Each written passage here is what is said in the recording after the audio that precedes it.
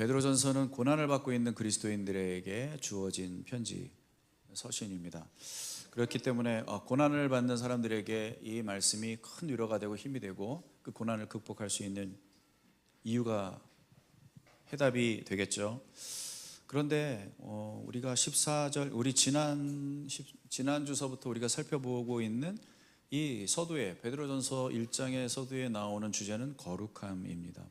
그 말은 무슨 말이냐면 이 고난을 겪고 있는 우리들이 거룩함이라고 하는 이 주제가 우리에게 큰 힘이 되고 우리가 고난을 이길 수 있는 해답이 된다라는 것이겠죠. 어떻게 거룩함이 고난을 이길 수 있는 답이 될까요? 우리가 지난주에 살펴본 것처럼 이 거룩하다라는 말은 좀 우리가 평상시에 생각했던 것과 좀 다릅니다.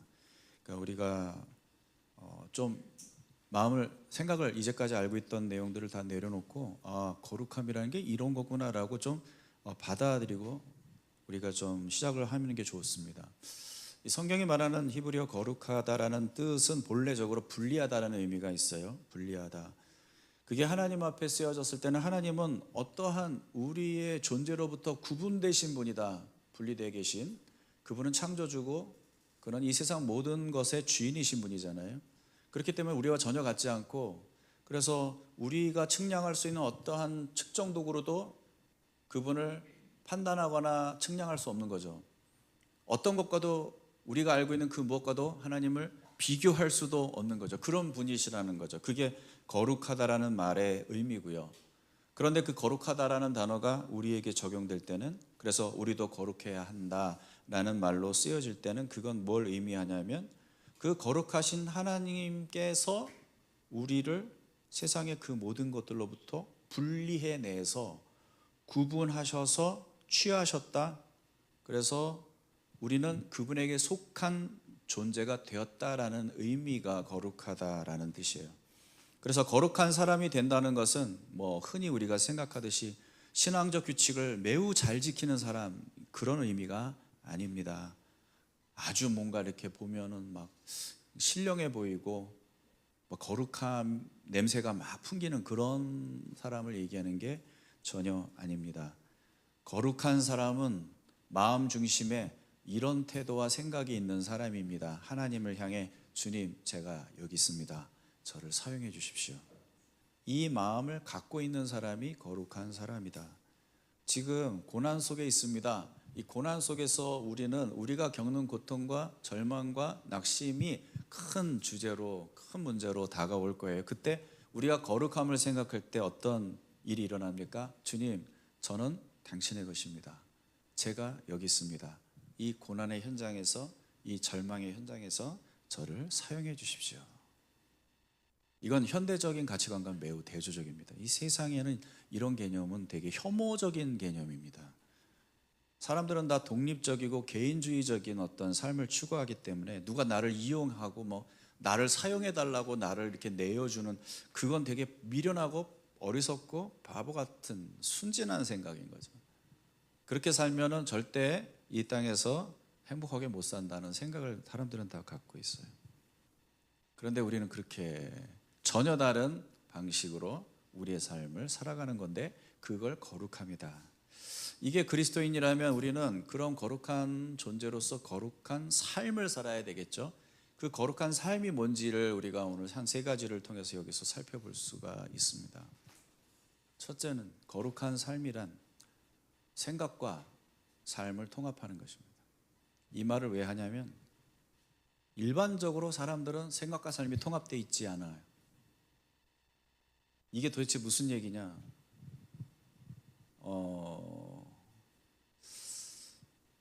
잘 설명할게요. 그러니까 잘 좀 들어주세요. 기독교인이 아닌 사람들이 주로 기독교인들을 바라보면서 내가 예수를 안 믿는 이유를 설명할 때 나는 되게 이성적이고 합리적인 사고와 판단을 하고 있기 때문에 그렇게 감정적으로 종교에 빠지고 싶지 않아 라는 얘기를 해요. 근데 놀랍게도 성경은 반대로 얘기합니다. 우리가 읽은 14절에 뭐라고 되어 있습니까? 같이 시작. 너희가 순종하는 자식처럼 전에 알지 못할 때에 따르던 너희 사욕을 본받지 말고. 이거는 이거는 개역개정인가요? 네. 뭐라고 되어 있냐면 너희가 전에 알지 못할 때에 따르던 사욕, 무지한 가운데 살았을 때 따르던 욕망을 본받지 말라. 그러니까 지금 무슨 말이냐면 하나님이 없던 너의 삶은 어떤 상태였느냐? 무지한 상태. 알지 못하기 때문에 하나님을 못 믿었던 상태였다, 이렇게 얘기하거든요. 그러니까 비이성적인 상태, 합리적이지 못한 상태라는 거죠. 성경은 거꾸로 그렇게 얘기를 하는 거예요. 여러분, 기독교를 믿는 신앙은 매우 이성적이고 합리적입니다. 우리가 생각을 안 해서 그래요. 생각을 안 하면 예수를 못 믿어요. 근데 생각을 곰곰이 해보면 예수를 믿게 돼 있어요. 그렇게 지적인 회심을 한 사람들도 여럿 있습니다. 역사 속에 C.S. 루이스가 그 대표적인 그 한 사람이기도 하고. 가만히 생각해 보면 하나님을 믿는 게 더 합리적이라는 거죠. 제가 여기에 대해서 두 가지 증거를 제시하려고 합니다. 하나는 절대적 가치에 관한 우리의 생각입니다. 여기에 있어서 정말 이건 그리스도인들도 좀 귀를 기울여야 될 부분이 뭐냐면, 우리가 알고 있는 이 생각, 절대적 가치에 대한 생각과 우리의 삶이 통합이 안 돼 있어요. 하나가 안 돼 있어요. 분리돼 있다고요. 이게 정말 위험한 거예요. 왜냐하면 이게 일반적인 세상의 어떤 상태이기 때문에 그게 우리의 영향을 주는 것 같아. 요걸 하나 좀 생각해 볼 거고, 또 하나는 우리가 예수를 믿을 수밖에 없는 타당한 이유에 대해서 한번 생각을 해볼 거예요. 이 두 가지를 보면 우리가 예수를 안 믿는 게 얼마나 무지한 것인지를 이해할 수 있지 않을까 싶습니다. 여러분, 택시를 타요. 택시를 타고 그럼 저기 운전하시는 우리 기사 선생님 뭐라고 물어봐요? 왔어? 뭐 아니면 그런 거 아니겠잖아요. 뭘 물어봐요? 네? 어디로 가시겠습니까? 그런데 여러분이 이렇게 대답해요.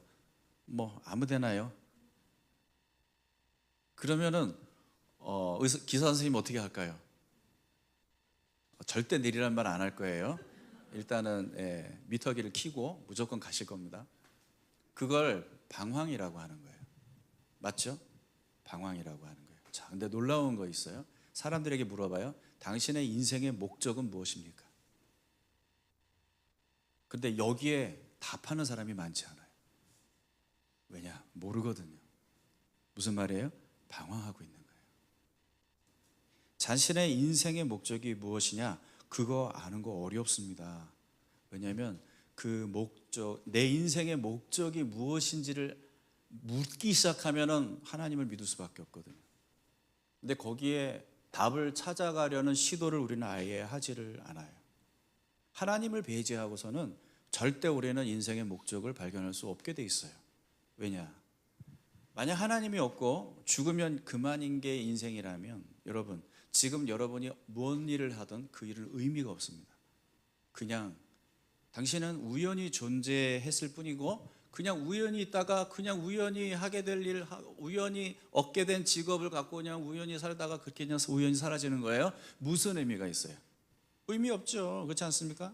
존재가 의미가 있으려면 존재가 목적이 있다고 말해야 하거든요. 내가 존재하는 게 우연이 아니고 목적이 있다라고 말할 수 있을 때 비로소 의미 있는 인생이라는 게 가능해지거든. 그러면 그러면 보세요. 내 인생이 목적이 있으려면 여러분, 당신은 우연이 아니어야 돼. 그럼 뭐 해야 돼? 필연이어야 돼. 당신의 존재는 필연적이어야 하거든. 당신의 존재가 필연적이라는 말은 뭐냐? 당신의 존재가 어떤 목적을 갖고 시작됐어야 한다는 거예요. 당신은 그렇게 당신의 인생을 시작한 존재가 아니잖아. 그러면 누군가가 나의 인생을 시작했어야 돼. 어떤 목적을 갖고. 그래야만 내 존재는 우연이 아니라 필연이 되고, 그래야만 내 삶에는 목적이 있는 것이고, 내 삶에 목적이 있어야만 그 목적에 부합된 삶을 살 때 나는 의미 있는 삶을 살고 있어 라는 말을 할 수가 있다라는 거예요. 여러분, 다시 한번 말씀드릴게요. 그러면 내 인생을 시작한 분을 내가 인정하지 않는데 내가 어떻게 내 인생의 목적을 아냐고. 그러니까 그 질문에 답하기가 어려운 거지. 여러분과 저는 그 질문에 답할 수 있는 사람들이잖아요. 왜냐? 우리는 우리의 인생을 시작하신 분이 누군지를 알아요. 세상 사람들은 그걸 몰라요.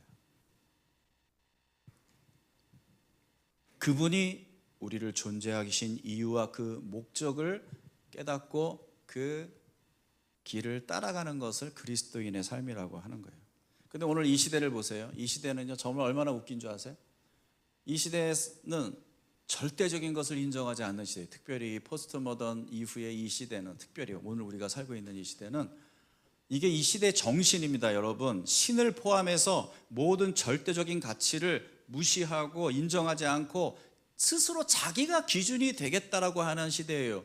왜 동성애가 그렇게 목소리를 냅니까? 이제는 그런 다원적인 가치관을 인정해야 되는 시대라는 거예요.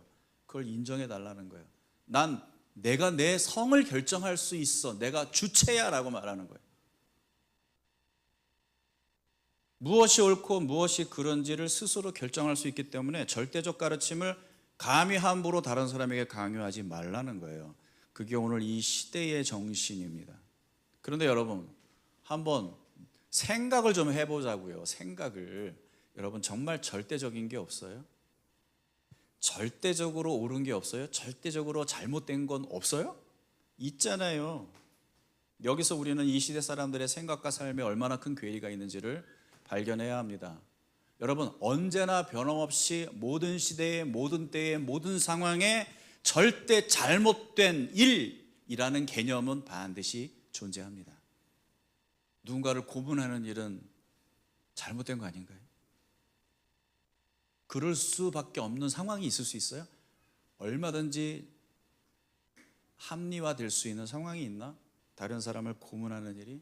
차별하는 일은요, 갑질하는 거는요, 내키는 대로 내 기분에 따라서 흉기를 휘둘러서 사람을 해치는 일은, 내가 기분이 나빠서 그렇다는데 어떻게?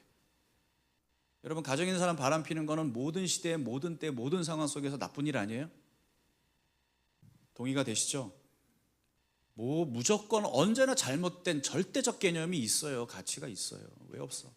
그걸 사람들이 다 인정하는데, 절대적으로 옳은 개념도 있어요. 약자를 보호해야 한다. 정의는 반드시 구현돼야 되고 악은 반드시 처벌돼야 된다.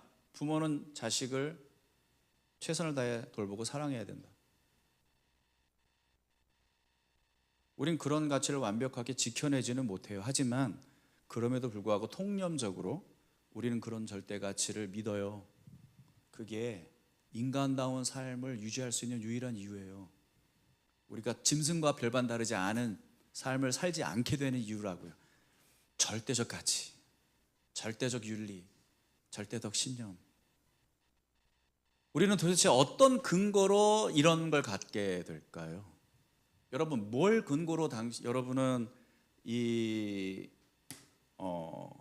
강대상보다, 강대상하에서 설교하는 사람이 더 중요하다고 얘기할 수 있어요? 뭘 근거로? 어떤 기준을 가지고? 이 진화론으로는 이게 설명이 안 될 텐데, 그렇죠? 뭘 근거로 우리가 나무보다 더 존엄한 존재라고 말할 수 있죠? 어떤 기준으로? 그것이 가능하려면 그 옳고 그름을 판단하는 절대 기준이라는 게 있어야 되는데, 우리가 그 옛날 역사 속에서 이 세계 사람들이 모여가지고, 자, 이제부터는 나무보다는 사람이 더 가치 있는 존재라고 우리 결정합시다, 이렇게 했나? 그런 거 아니잖아요.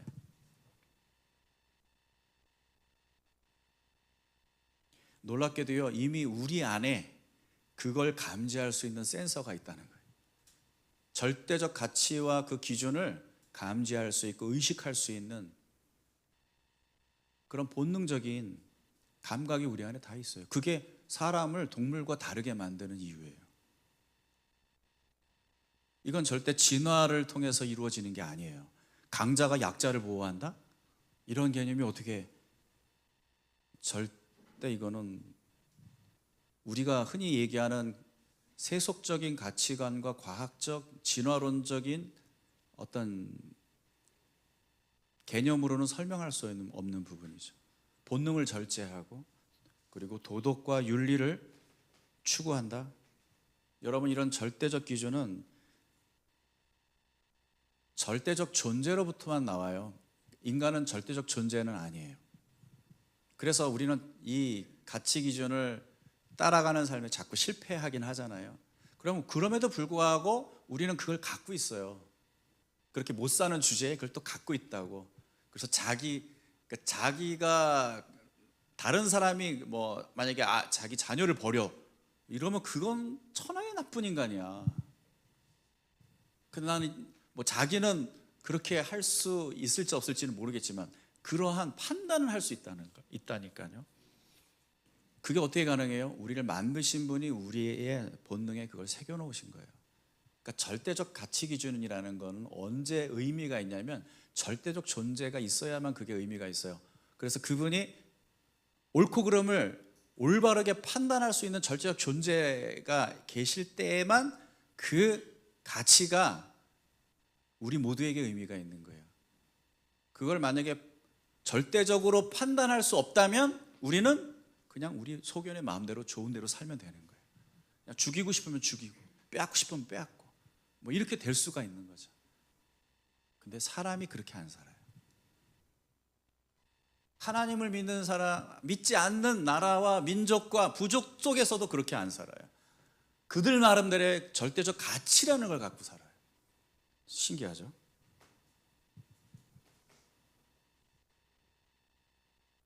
그러니까 차라리 인간을 이해하려면 하나님을 믿는 게 훨씬 더 합리적이에요. 하나님 없이 그걸 설명하려면 너무 어려워. 자, 두 번째로 기독교의 합리성을 설명하기 위해서 제가 우리가 어떻게 그리스도인이 되었는지에 대해서 한번 얘기해 볼게요. 이거는 물론 우리가 예수를 믿는 과정 속에는 성령의 역사가 있기 때문에 되게 신비로운 과정입니다. 그러나 그렇다고 해서 예수를 믿는다는 게 비이성적이고 비합리적이라는 말은 절대 아닙니다. 우리가 어떻게 예수를 믿어요? 여러분 생각해 보세요. 2000년 전에 한 사람이 내가 신이다 라고 주장했어요. 수많은 사람이 그들을 따랐어요. 그 꼴을 못 봐가지고 시기가 나서 모함을 해서 그 사람을 십자가에 처형시켰어요. 거기서 죽으신 분 이름이 예수예요. 자기 지도자가 죽자 추종자들은 다 뿔뿔이 흩어졌어요. 그런데 일주일도 못 돼서 그들이 다시 모이기 시작했어요. 아니, 다시 모이는 게 문제가 아니에요. 점점 더 그를 따르는 사람들이 점점 더 늘어나기 시작했어요. 무섭게. 이게 도대체 무슨 일이야? 왜 이런 일이라는 거야? 누군가 거기서 그때 조사를 했다면 사람들은 금방 알아차릴 수 있을 거예요. 왜 이런 일이 생기는지. 그 십자가에 달려 죽은 그자가 자기가 평상시에 말했던 대로 자기가 하나님이며 신이며 자기는 죽음에서 부활했다라는 거죠. 진짜 부활했다는 거죠. 그걸 목격했던 사람이 수없이 많이 나왔다는 거죠. 그들이 지금 예수님이 부활하셨다고 외치고 다녔고 그 말을 듣고 수많은 사람들이 예수를 믿기 시작했다는 거죠. 예수님의 이 부활 놀라운 사건, 이 사건 20년 후부터 이게 문서화되기 시작했어요. 그래서 기록에 남겨지고 전해지고 그 기록을 듣고 더 멀리 더 세계 여러 곳에 있는 사람들이 이 예수에 대한 소식을 듣고 예수를 믿기 시작했어요. 여러분, 고대 문헌 중에 이 기록만큼 사본이 많은 문헌이 없어요. 폭발적인 사본이 그 후로부터 점점 더 커지게 생겼어요. 여러분이 알고 있는 그 어떤 고대의 이야기와 책에 관련된 어떠한 여러분 정보들도 성경이 갖고 있는 이 신약 성경이 갖고 있는 사본의 수에 비교할 수가 없어요. 무슨 말입니까? 뭔가가 일어난 거예요. 그래서 수많은 사람들이 그것을 기록하려고 애쓸 수밖에 없었고 전하려고 애쓸 수밖에 없었던 그 뭔가가 일어난 거라고요. 그게 부활이에요. 여러분, 부활, 예수의 부활을 이해하지 않으면 기독교를 설명할 길이 없어요. 어떻게 기독교가 이렇게 폭발적으로 세계 가운데 그렇게 확산이 되고 여기까지 왔고 당신도 나도 예수를 믿게 되었는지. 놀랍게도요, 2000년 동안 사람들은 동일한 경험을 해요. 예수님에 대한 동일한 진리를 발견하고 그분에 대한 소식을 듣고 그분을 믿게 돼요. 1000년 전에 기록된 기독교 작품들을 보면 우리가 예수님을 만나게 되고 그분을 믿게 된 이유와 동일한 이유가 거기에 그 사람들의 삶에 경험되어졌다는 걸 우리는 알 수가 있어요. 자, 그렇다면 여러분, 자, 여기서부터 여러분은 우리의 이 생각과 삶을 통합할 수 있어야 합니다. 우리가 예수 자신이 말씀하신 대로 그가 진짜 하나님이심을 믿고 있다면 그가 나의 창조자라는 얘기고 그분이 나의 저자라는 얘기고 그분은 내 인생의 목적을 갖고 나를 만드셨다는 얘기예요. 그러면 우리는 그분을 통해서 나의 인생의 목적을 발견할 수 있어야 되고 그 목적을 따라 삶으로 우리의 삶을 의미 있게 만들 수 있다라는 얘기예요. 그러면 여러분에게 당신의 삶의 목적과 의미는 뭐냐고 물어본다면 즉각적으로 답이 나와야 돼요. 만약에 그 답이 안 나온다는 건 뭘 의미하냐면 우리 또한 역시 생각과 삶이 통합되어 있지 않다는 얘기예요. 거룩한 삶이라는 것은 이 생각과 우리가 믿는다고 하는 그 생각과 우리의 삶이 통합되는 걸 의미해요. 이걸 거룩함이라고 얘기해요.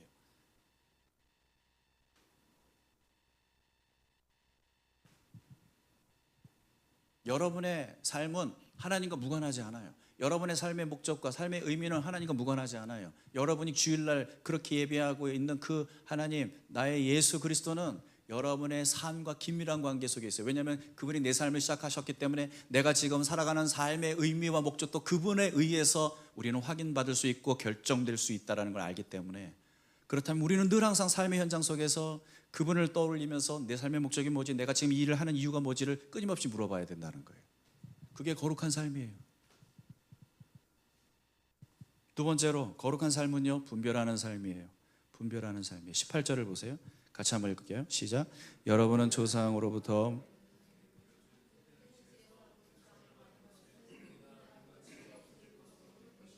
네네네네. 자, 무신론자들이나 하나님을 믿지 않으려는 사람들 말이죠. 그들은 대개 이런 이유를 대요. 하나님에게 의존하는 나약한 존재로 살고 싶지 않아요. 나는 독립적인 존재입니다. 나는 내 인생의 주인입니다. 나는 나의 길을 나의 스스로 결정하고 걸어가고 싶습니다. 나는 주체가 되고 내 인생의 주체가 되고 싶습니다. 난 그래서 하나님을 안 믿어요. 이렇게 얘기하는 사람들이 제법 있어요.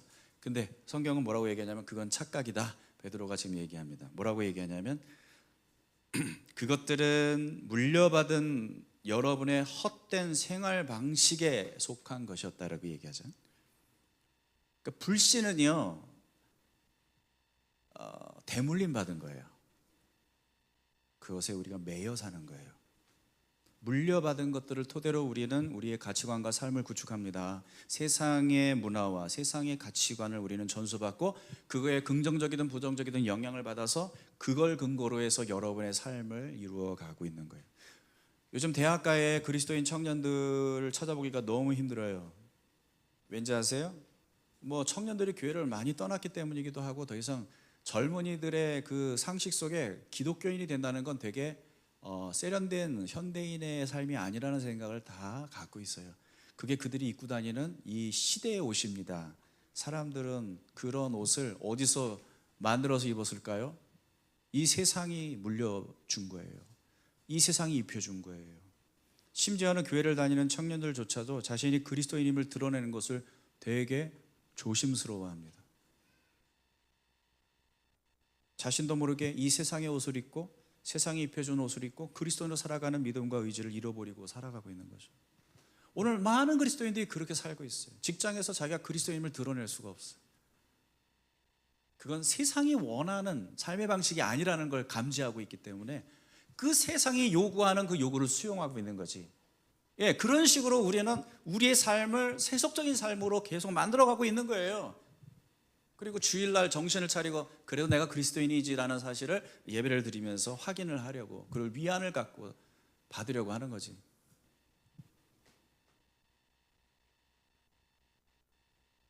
여러분, 우리가 독립적인 존재가 되기 위해서 하나님을 믿지 않는다고요? 아니요. 그들은 철저하게 세상으로부터 물려받은 것에 의존하여 살고 거기에 지배되어 살고 있는 겁니다.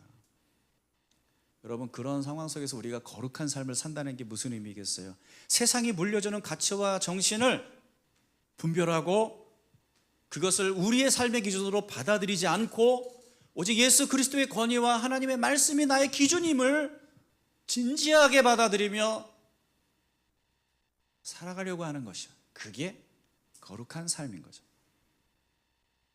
여러분, 우리는 이런 식의 말을 조심해야 합니다. 나는 원래 이런 사람이야. 나는 이런 스타일을 더 좋아해. 나는 이런 사람들이 좋더라. 여러분, 그건 어떻게 보면 거룩한 삶을 추구하는 사람의 언어는 아닌 것 같아요. 우리의 언어는 이런 것이어야 합니다. 이게 성경적인 것인가? 이게 하나님의 뜻에 합당한 것인가? 하나님 나라에 부합된 선택인가? 이런 걸 고민할 줄 아는 사람들이어야겠죠. 그래서 기독교인이 된다는 것은 세상에 전해 내려오는 모든 것들로부터 벗어나서 새로운 가치 판단의 기준을 갖고 살아가는 것이기 때문에 그 가치를 공유하는 사람들과는 온전히 하나가 될 수가 있는 거죠. 다양한 출신, 문화, 배경을 가진 사람들, 빈부의 차이, 교육의 차이, 지역의 차이, 경험의 차이, MBTI의 차이까지도 극복할 수 있고, 그 안에서 우리는 온전히 우리를 하나로 묻는 질문은 딱 하나밖에 없어요. 이것이 그리스도를 위한 것인가? 그게 거룩함이에요. 이걸 우리 거룩한 삶을 추구하려면 이 한 가지 질문을 가슴에 새겨야 돼요. 이게 그리스도를 위한 것인가? 우리는 더 이상 세상을 모방하려고 애쓰는 사람들이 아니라 그리스도를 닮아가려고 애쓰는 사람들이기 때문에 우리는 이 질문에만 의미를 둡니다. 그렇게 함으로 해서 우리는 세상으로부터 물려받을 수밖에 없는 것들을 거부할 수 있고 분별할 수 있어요. 부모로부터 물려받은 것들이 내 안에 있을 수 있어요. 동료들에게, 친구들에게 사회생활을 하면서 전해받은 것들이 내 안에 있을 수 있어요. 그건 되게 강력하게 내 삶을 움직일 수 있는 그러한 무서운 힘을 갖고 있지만, 거룩한 삶을 추구하는 그리스도인들은 그것들을 무분별하게 받아들이는 게 아니라 구별합니다. 분별합니다. 성찰합니다. 물론 세상의 문화와 종교와 가치와 철학 속에는 하나님을 더듬어 알만한 그 어떤 진리의 파편들이 분명히 있어요. 하지만 왜곡되고 변질되고 타락한 그러한 것들이 훨씬 더 많기 때문에 우리는 분별을 해야 합니다. 여러분, 거룩한 삶을 살고 싶으세요? 그렇다면 분별하셔야 돼요. 성찰하셔야 돼요. 무조건 수용하면 안 돼요. 그래야 우리는 이 땅에서 거룩한 삶을 살 수 있다. 마지막으로, 거룩한 삶이란 권위 아래서 자유를 누리는 삶입니다. 권위 아래서 자유를 누린다는 말이 이게 얼마나 어폐가 있는 말이에요. 무슨 권위 아래 자유가 있어? 속박이 있겠지. 그런데 놀랍게도 성경이 우리에게 가르쳐주는 자유로 나아가는 길, 행복으로 나아가는 길은요, 하나님의 권위 아래 나를 두는 거예요. 14절 15절을 한번 같이 읽어보죠. 시작. 순종하는 자녀로서 여러분은 전에 모르고 쫓았던 욕망을 따라 살지 말고 여러분을 불러주신 그 거룩하신 분을 따라 모든, 사람들은 무엇을 위해 사는지 생각하기 싫어하지만 확실한 게 뭔지 아세요? 뭔가를 위해 살아요.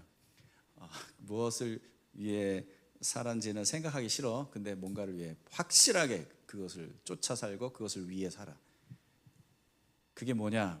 분명히 하나님은 아니라면, 그게 하나님이 아니라면 성경은 그게 뭐라고 얘기하냐면, 우리가 방금 읽은 말씀에 보면 욕망을 따라 삽니다. 욕망을 따라 삽니다. 여기서 욕망이라는 단어를 우리가 좀 더 정확하게 번역해야 돼. 이건 합성어거든요. 그렇기 때문에 이걸 좀 분리하면 과도한 욕망. 욕망 자체가 나쁜 개념은 아니에요, 여러분. 근데 과도한이라는 말이 붙으면 나쁜 거지. 뭔가 질서를 벗어난. 욕망이 왜 나쁜 게 아니냐면, 원래 그 욕망을 하나님이 주신 거잖아요. 인간을 만드실 때 하나님이 정당한 욕구를 인간에게 다 주셨어요. 왜냐하면 그 욕구를 갖고 살라고. 하나님이 먹거리를 주신 이유는 우리의 식욕을 충족시킬 수 있도록 그 욕망을 하나님이 채워주시려고 하신다는 의미잖아요.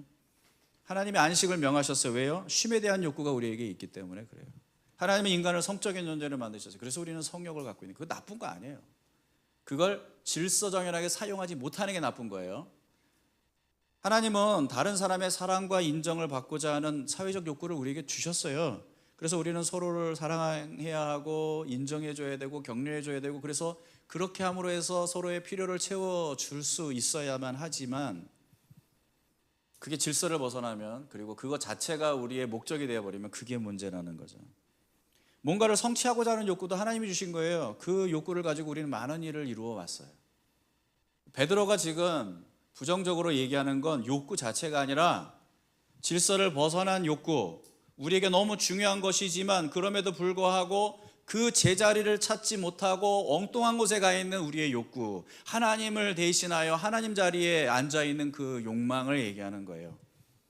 하나님을 잃어버린 인간들은 하나님을 대신해서 욕망을 숭배합니다. 그것을 추구하고 사랑하고 의지합니다. 우리 자신이 욕망에 다른 의미를 부여하는 순간 그건 우상이 되어버리는 거예요. 여러분, 무한하신 하나님을 대신하여 유한한 가치들이 우상이 되면 어떤 문제가 생기는 줄 아세요?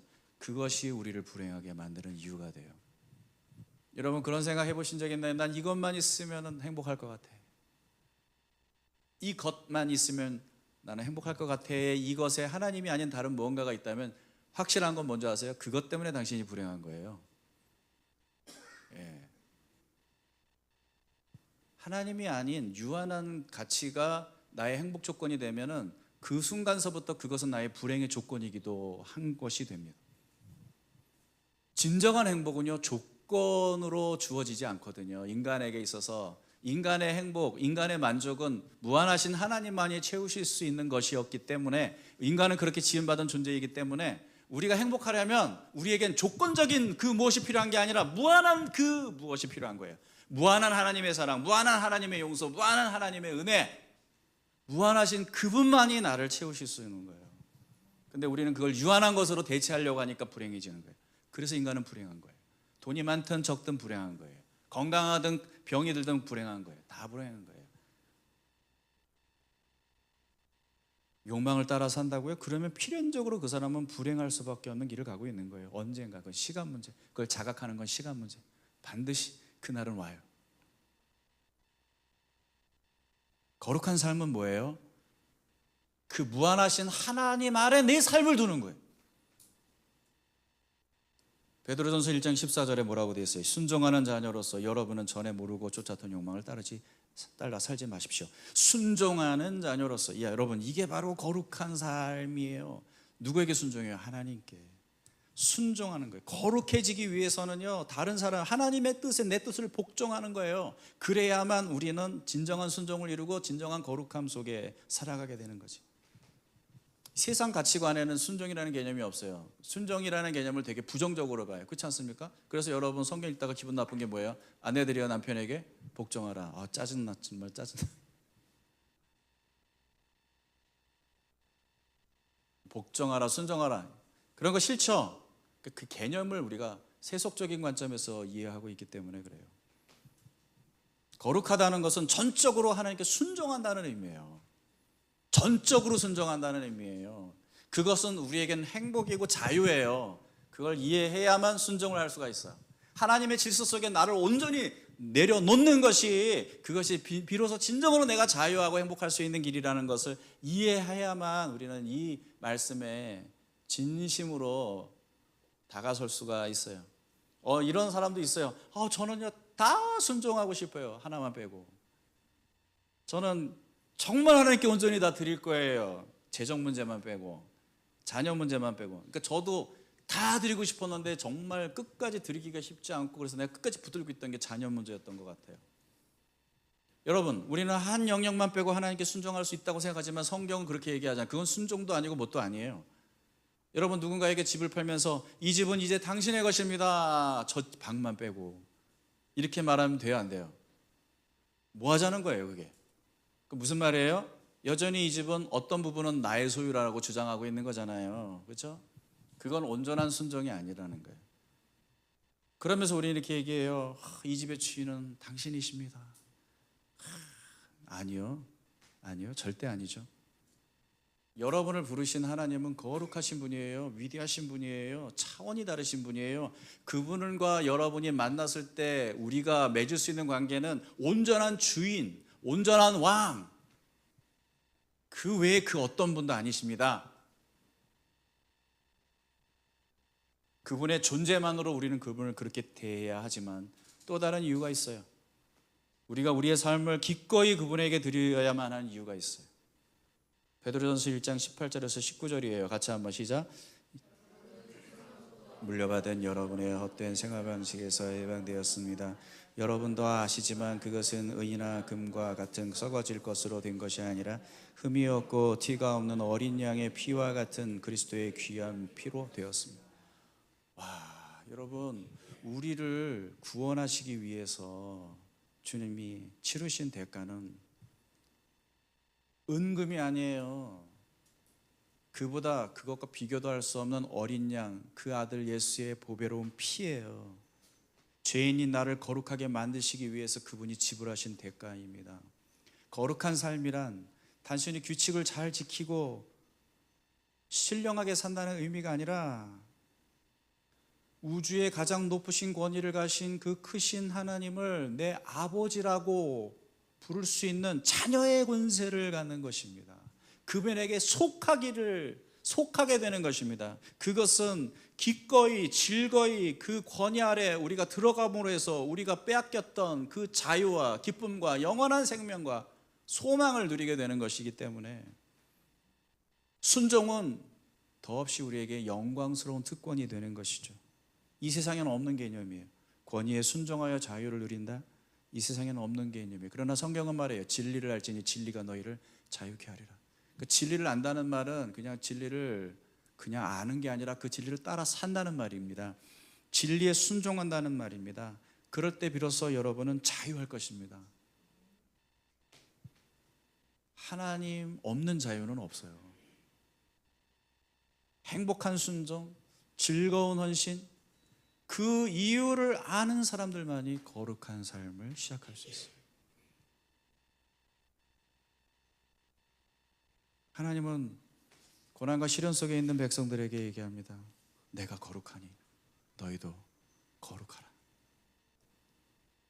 우리에게 이 영광스러운 삶의 기회를 허락하신 우리 하나님, 거룩하신 하나님 앞에 우리 구별되어서 거룩한 삶을 살아갈 수 있는 저와 여러분 되시길 주의 이름으로 축원합니다.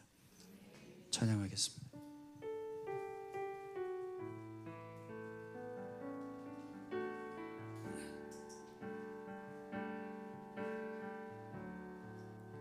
주님 손에 맡겨드리리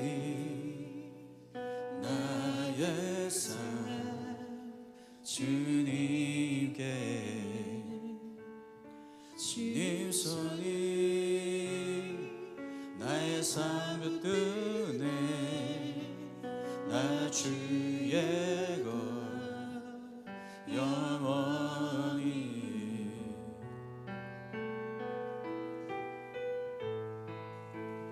내가 믿는 분 예수 내가 속한 분 예수 삶의 이유 되시네 내 노래 되시네 전심으로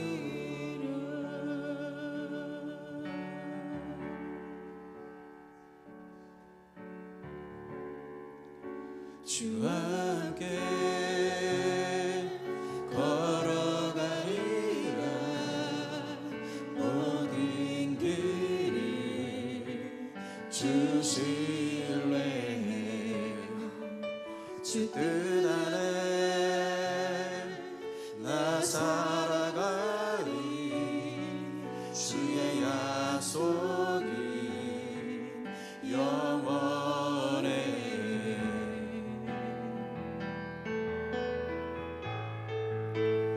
내가 믿는 분 예수 내가 속한 분 예수 삶의 이유 되시네 내 노래 되시네 내가 믿는 분 내가 믿는 분 예수 내가 속한 분 예수 삶의 이유 되시네 내 노래 되시네 내가 믿는 분 내가 믿는 분 예수 내가 속한 분 예수 삶의 내 노래 내 우리 한 번 더 내가 믿는 분 내가 믿는 분 예수 내가 속한 분 예수 삶의 이유 되시네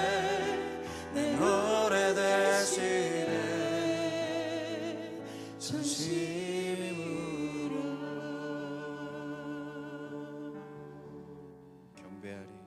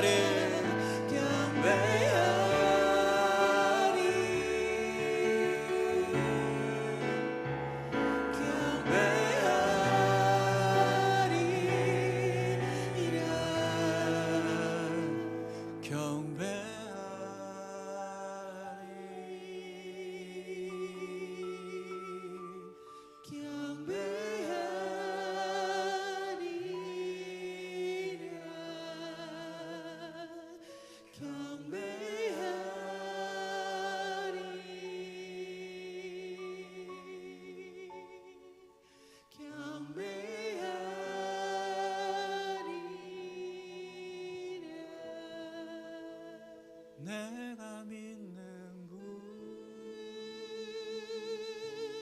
예수, 내가 속한 분 예수, 삶의 이유 되시네, 내 노래 되시네. 내가 믿는 분 예수, 내가 속한 분 예수, 삶의 이유 되시네, 내 노래 되시네, 전심으로. 우리는 하나님이 거룩하신 분이심을 믿는 사람들입니다. 그것을 믿는다는 것은 우리 또한 거룩한 삶을 살기로 결정했다는 말입니다.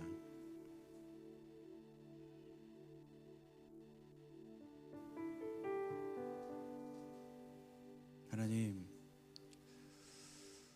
우리가 알지만 우리의 삶이 우리의 아는 것과 우리가 생각하는 것과 우리가 고백하는 것과 통합되지 않았습니다. 하나가 되지 않았습니다. 분리되어 있습니다.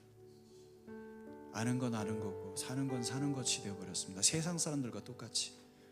하나님, 이걸 하나 되게 해주십시오. 하나님, 이 세상이 우리에게 가져다 주는 수많은 이야기들이 있지만 그게 우리의 진리가 될 수는 없습니다. 우리의 삶의 길이 될 수는 없습니다. 우리의 진리는 예수 그리스도밖에 없습니다. 그걸 분별할 수 있게 도와주십시오. 하나님, 거룩하신 당신의 권위 아래 내 삶을 온전히 내어드리고 순종할 때 진정한 자유와 진정한 삶의 의미와 목적을 우리가 찾을 수 있고 누릴 수 있습니다. 그렇게 살게 해주십시오. 우리 이 거룩한 삶을 살게 달라고 우리 같이 기도하며 나가시겠습니다.